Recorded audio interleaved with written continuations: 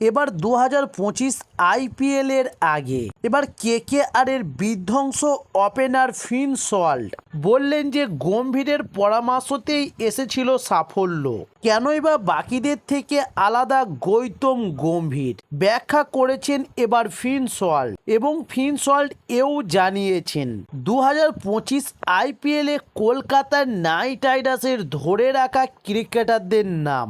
তবে সেগুলো জানার জন্য সম্পূর্ণ ভিডিওটা দেখার অনুরোধ রইল। চলুন শুরু করি। তবে গত মৌসুমে কলকাতার নাইট রাইডার্সের ট্রফি জয়ের গুরুত্বপূর্ণ অবদান ছিল তার। সেই ফিন সল্ট ফাঁস করলেন এবার গৌতম গম্ভীরের একটি পরামর্শ, কিভাবে সাফল্য এনে দিয়েছে গৌতম গম্ভীর।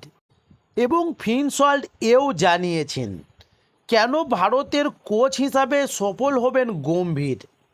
তবে সেটা ব্যাখ্যা করেছেন কেকেআরের ওপেনার। তবে এবার এক অনুষ্ঠানে সল্ট বলেন জিজি, অর্থাৎ গৌতম গম্ভীরের ডাকনাম জিজি। তাই এবার ফিন সল্ট বলেছেন জিজি আমাকে শুরু থেকেই বলেছিল যতদূর সম্ভব ইনিংস টেনে নিয়ে যেতে, বিশেষ করে ভারতের মতো পিচে।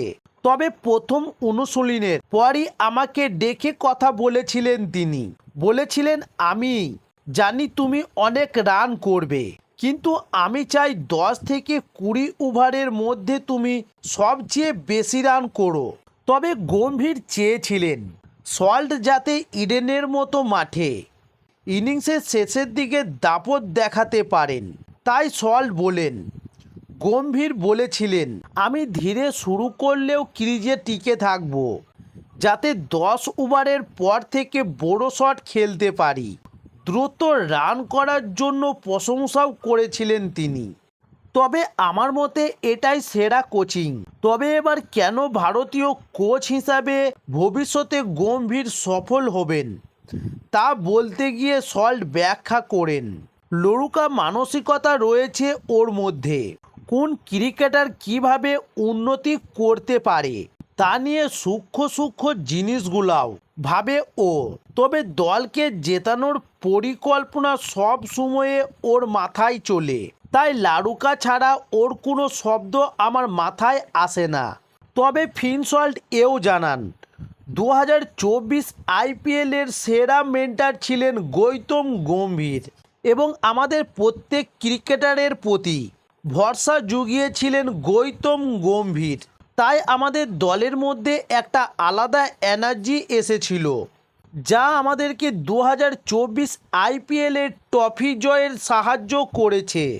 তবে ফিন সল্ট এও বলতে ভুলেননি যে 2025 আইপিএলে কলকাতার নাইট রাইডার্স গৌতম গম্ভীরের মতো একজন মেন্টরকে হারিয়ে এবার শোঘায়িত কলকাতার নাইট রাইডার্সের কর্ণধার শাহরুখ খান এবং কলকাতার সিইও ভেঙ্কি মাইসেল।